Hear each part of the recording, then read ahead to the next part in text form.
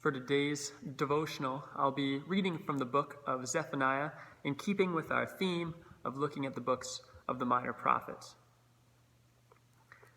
Zephaniah 1:7 says, "Be silent before the sovereign Lord, for the day of the Lord is near."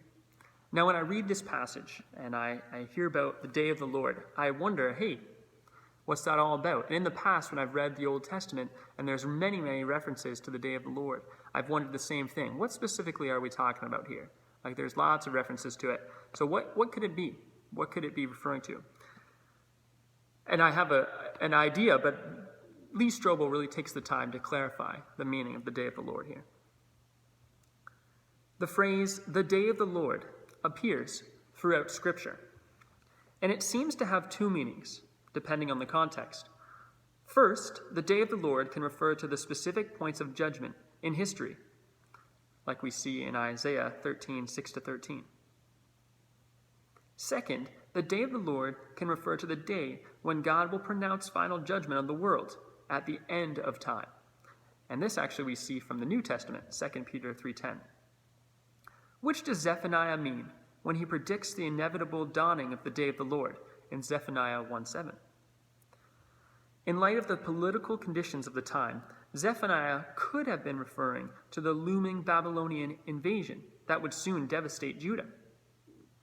The prophet Amos previously had warned the northern kingdom of Israel that captivity would result if they did not stop their idolatry, immorality, and oppression of the poor. His warnings fell on deaf ears, and Assyria took the nation captive.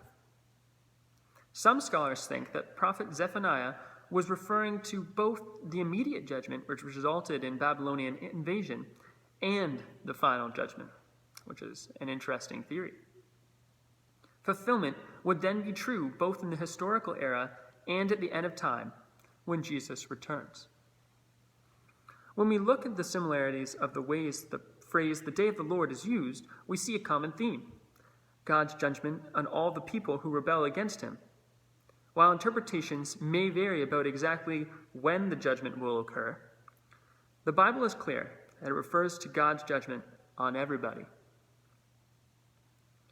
Therefore, although we may not know its exact timing, we can be confident that it will occur. And I think that's really true. We read throughout the Bible all these instances where prophets are prophesying about the day of the Lord. And I know for me, sometimes I need to be told something twice to get it through my head. But in this particular instance, we read many times that this is going to happen. And it only takes a couple times for us to realize that this is the real deal. So I hope that clarifies what the day of the Lord means and how we can understand it from the Bible. And I hope also it'll give you confidence in God's promise that he will come back and his son will return a second time. Thanks for listening today.